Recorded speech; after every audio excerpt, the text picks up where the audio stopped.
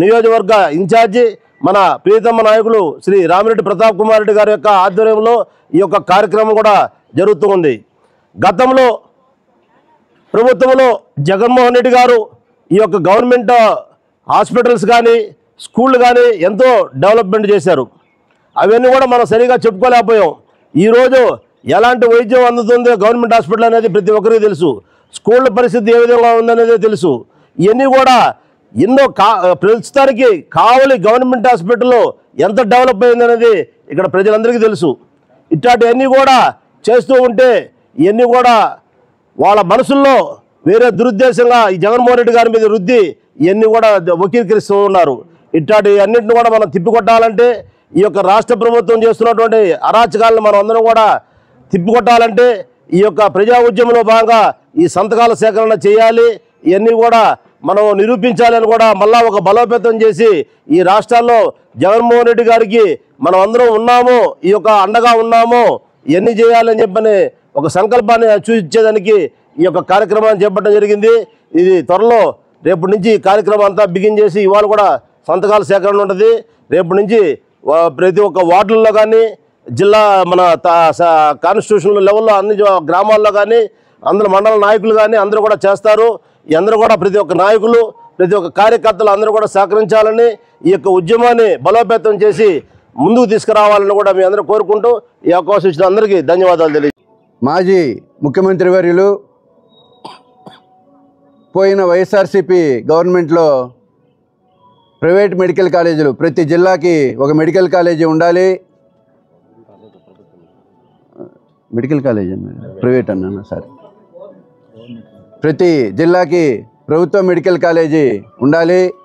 పేదవారికి వైద్య సేవలు ఉచితంగా అందాలి అని ప్రతి జిల్లాలో ఒక మెడికల్ కాలేజీ ప్రారంభించడం, వాటిల్లో 7 ఆల్రెడీ స్టార్ట్ అవ్వడం, వాటిల్లో క్లాసులు కూడా స్టార్ట్ అవ్వడం, విద్యార్థులు చేరడం అనేవి జరిగిపోయాయి. ఇంకా 4 కాలేజీలు మ్యాక్సిమం కొద్ది టైంలోనే అవి ప్రారంభోత్సవానికి ప్రిపేర్ అయి ఉండడం, కొరవై కూడా అన్ని పునాదులు వేసుకొని కొంచెం డబ్బు ఖర్చు పెడితే కంప్లీట్ అయ్యే పరిస్థితి. మనం వైఎస్ఆర్సీపీ గవర్నమెంట్లో 2 సంవత్సరాలు ఈ కరోనాతో ఎంత బాధపడ్డామో, ప్రజలకి వైద్యం సరిగా అందలేదు, ఎంతోమంది ప్రాణాలు కోల్పోయారు. ఈ ప్రైవేట్ మెడికల్ కాలేజీలలో కానీ ప్రైవేటు హాస్పిటల్స్ కానీ ప్రజల్ని ఏ విధంగా దోచుకొని ఈ సంపదని కూడబెట్టుకున్నాయో మనందరికీ తెలుసు. ఇటువంటి బాధలు పేద ప్రజలకి ఉండకూడదు, వీరందరికీ ఉచితంగా వైద్యాలు అందాలి అనే సదుద్దేశంతో ఈ ప్రభుత్వ మెడికల్ కాలేజీలు జగన్మోహన్ రెడ్డి గారు ప్రారంభిస్తే, ఈ గవర్నమెంటు చంద్రబాబు నాయుడు గారు ఎప్పుడు కూడా దోపిడీ విధానం, చెప్పేది శ్రీరంగ నీతులు, దూరేది వేరే వాటిల్లో అన్నట్లుగా ఈ ప్రభుత్వ సంపదని దోచుకోవడానికే ఈయన వారి నాయకుల్ని పురిగొల్పుతూ వారి పార్టీకి అండగా ఉండేవారిని వీటిల్ని ప్రోత్సహిస్తూ వీటిని గవర్నమెంట్ మెడికల్ కాలేజీని ప్రైవేట్ మెడికల్ కాలేజీలు చేయాలని తపన పడిపోతూ ఉన్నాడు. ఈరోజు మెడికల్ కాలేజీల ప్రైవేటీకరణ నిర్ణయాన్ని తీసుకోవడం సిగ్గుచేటు. ఎందుకంటే గతంలో వైఎస్ రాజశేఖర రెడ్డి గారు ఫీజు రియంబర్స్మెంట్ పెట్టి ఆనాడు పేద ప్రజలు చదువుకునేందుకు విద్య వైద్యం వారికి అందే విధంగా కడు పేదవాడు కూడా ఒక డాక్టర్లు ఇంజనీర్లుగా అయ్యే పరిస్థితి కల్పిస్తే, నేడు దాన్ని తర్వాత జగన్మోహన్ రెడ్డి గారు 17 మెడికల్ కాలేజీలు ఈ రాష్ట్రంలో నిర్మించాలని ఒక గొప్ప సంకల్పంతో ఆయన 17 మెడికల్ కాలేజీ రాష్ట్రంలో తీసుకురావడం జరిగింది. స్వతంత్రం వచ్చినప్పటి నుంచి 2019 వరకు ఈ రాష్ట్రంలో 12 మాత్రమే గవర్నమెంట్ మెడికల్ కళాశాలలు ఉంటే, జగన్మోహన్ రెడ్డి గారు ముఖ్యమంత్రి అయిన తర్వాత 17 మెడికల్ కాలేజీలు తీసుకొచ్చి ఈ రాష్ట్రాన్ని దిశ ఈ దేశానికి దిక్సూచిగా మార్చారు. ఎందుకంటే మెడికల్ కాలేజీలు అప్పటి వరకు 2360 మెడికల్ సీట్లు ఉంటే జగన్మోహన్ రెడ్డి గారు పెట్టిన ఈ బాగా చేశారు. అదేవిధంగా ఈ మెడికల్ కాలేజీలు వ్యాపారాల రంగంలోకి ప్రైవేటు వ్యక్తులకి కట్టబెట్టడానికి చేస్తున్న ప్రయత్నాన్ని, పేద ప్రజలకు జరుగుతున్న అన్యాయాన్ని వైఎస్ఆర్ పార్టీ శ్రేణులందరూ కూడా తిప్పికొట్టాలని మన మాజీ ముఖ్యమంత్రి గారు వైఎస్ జగన్మోహన్ రెడ్డి గారి పిలుపు మేరకు 1 కోటి సంతకాల సేకరణ జరుగుతూ ఉంది.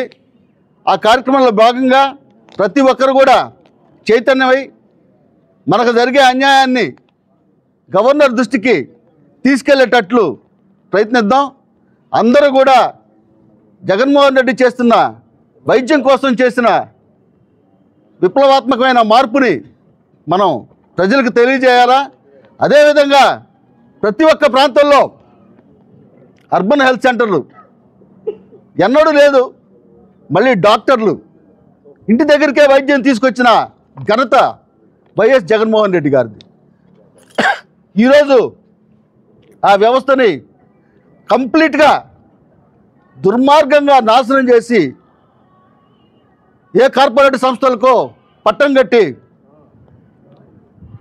వేరే వాళ్ళ ప్రయోజనాల కోసం పేద ప్రయోజనాలని తాకట్టు పెట్టడం వైఎస్ఆర్ పార్టీ గట్టిగా ఖండిస్తూ ఉంది. తెలిసిన విషయమే. అధికారంలోకి వచ్చిన రోజు నుంచి కూడా ప్రజలకు ఇచ్చినటువంటి హామీలను నెరవేర్చలేక, మాట నిలబెట్టుకోలేక, ఎక్కడా కూడా ఏ సంక్షేమ పథకం కూడా నెరవేర్చలేక తప్పుడు ప్రచారాలతో ముందుకు పోవటం మనం అందరం చూస్తున్నాం. దీనిలో భాగంగా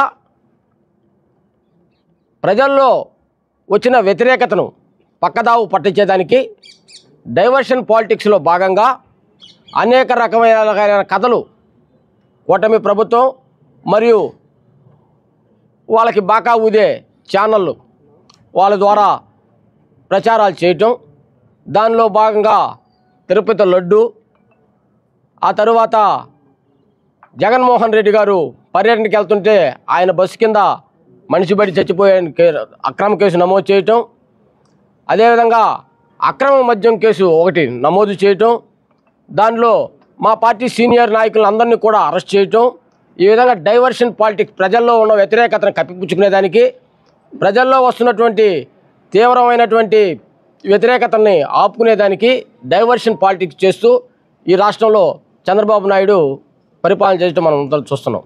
అయితే మా నాయకుడు జగన్మోహన్ రెడ్డి గారు చెప్పినట్టుగా పైన దేవుడు ఉన్నాడు, నేను దేవుడిని నమ్ముకున్నాను, దేవుడే న్యాయం చేస్తాడని చెప్పినట్టుగా ఈరోజు దేవుడు ఉన్నాడు అని నిరూపితం అవుతుంది.